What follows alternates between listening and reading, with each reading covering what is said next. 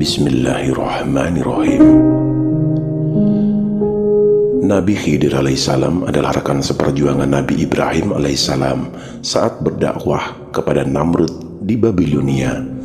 Saat Nabi Ibrahim berhijrah meninggalkan Babilonia, Nabi Khidir alaihissalam pun ikut serta bersama Nabi Ibrahim alaihissalam dan keluarganya. Nabi Khidir alaihissalam juga sempat menjadi penasehat dan pendamping Zulkarnain alaihissalam.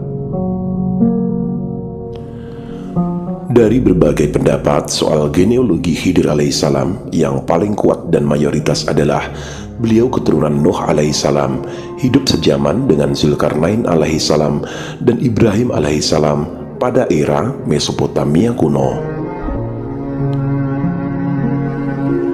Asal-usul dinamakannya Khidir tidak lain karena jika ia duduk di farwah atau permukaan tanah rumput yang kering, maka tiba-tiba tanah di bawahnya itu menumbuhkan tanaman yang menghijau. Dari Abu Hurairah, pengertian hijau mewakili kebenaran, kekuatan, subur berkembang, alam, pengetahuan, kehidupan, umur panjang, kebangkitan, warna surga, jubah keagungan Muhammad SAW dan al-Islam. Silsilah Nabi Khidir alaihissalam adalah Balya bin Malkan bin Qoli bin Syalik bin Abir bin Arfahsyad bin Sam bin Nuh alaihissalam. Riwayat dari Wahab bin Munabbih, Ibnu Katsir, Al-Alusi, Imam Nawawi, dan Ibnu Qutaibah. Suatu hari ketika Rasulullah SAW sedang berada di dalam masjid, beliau mendengar orang berdoa, "Ya Allah, tolonglah aku atas apa yang bisa menyelamatkan aku dari apa yang paling kutakuti."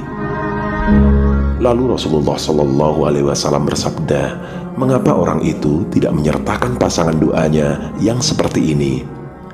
Ya Allah, berilah kepadaku kerinduan orang-orang soleh yang paling mereka rindukan." Kemudian Rasulullah SAW menyuruh sahabatnya, Anas, untuk menyampaikan pasangan doa tersebut kepada orang yang sedang berdoa tadi.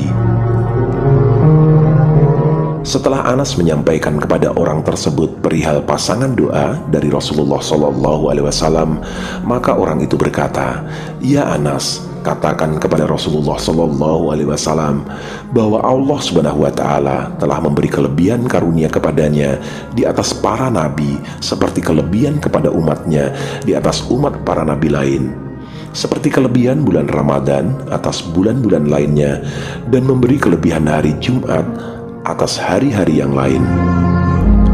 Anas terperanjat pada saat lelaki itu menoleh ke arahnya, karena yang nampak adalah Khidir alaihissalam.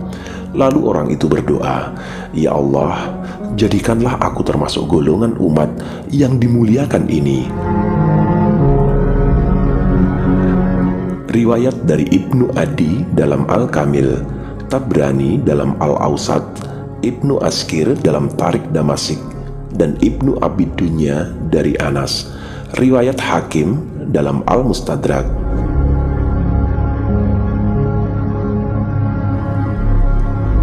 Pada saat wafatnya Rasulullah SAW, ketika di tengah-tengah kesedihan para sahabat yang menangis mengelilingi jenazah beliau, tiba-tiba ada seorang laki-laki berjenggot lebat dan bertubuh tegap masuk ke dalam majelis takziah. Lalu ia menundukkan kepalanya sambil mencucurkan air mata. Kemudian segera ia menemui para sahabat Nabi dan berkata, "Sesungguhnya Allah SWT telah menyediakan balasan pada setiap musibah, pengganti pada setiap yang hilang, dan khalifah pada setiap yang tiada. Maka kembalikanlah segalanya kepada Allah SWT dan berharaplah kepadanya. Allah telah mempersiapkan segalanya untuk kalian, dan ketahuilah bahwasanya yang ditimpa musibah adalah orang yang tidak terpaksa." Lalu orang itu pergi. Para sahabat saling bertanya, "Siapakah gerangan orang tersebut?"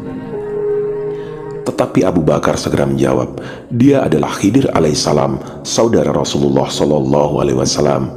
Riwayat Baihaqi dari Anas bin Malik. Pada suatu waktu, Umar akan mensolati jenazah. Tiba-tiba terdengar suara berisik dari belakang.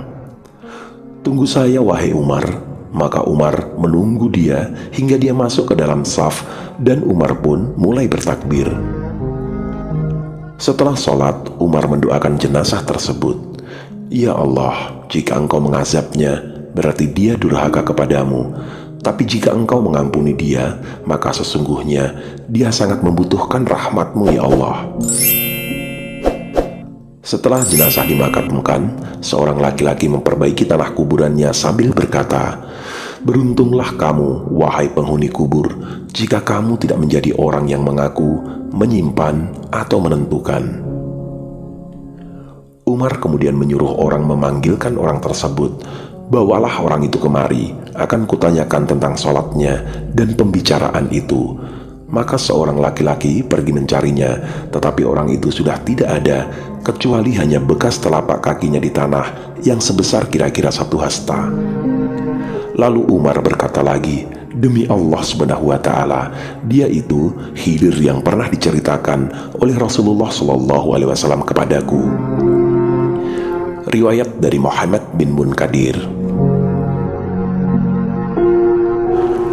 Pada suatu hari, sahabat Ali radhiyallahu anhu sedang melakukan tawaf. Tiba-tiba dia melihat seorang laki-laki bergantung pada kelambu Ka'bah sambil berdoa, "Ya Tuhan yang tidak direpotkan oleh sebutan-sebutan, yang elok dan tidak disilapkan oleh permintaan-permintaan yang banyak, dan tidak disibukkan oleh pengaduan-pengaduan yang bertubi-tubi. Bolehlah aku mencicipi dinginnya ampunan-Mu dan manisnya rahmat-Mu." Ali radhiyallahu anhu pun memanggil dan berkata, "Wahai hamba Allah, ulangilah perkataanmu itu." Kata orang itu, "Apakah Anda mendengarkanku?" Ali pun menjawab, "Ya."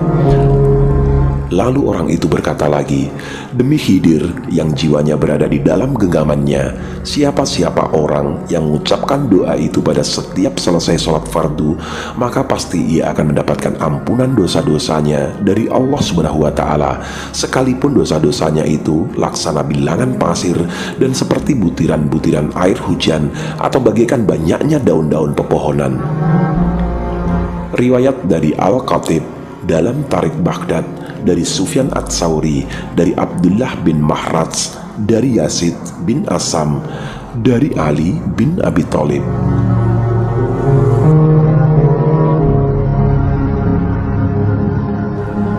Nabi Musa alaihissalam adalah sosok yang rasional, logis, dan sangat-sangat mengandalkan akal.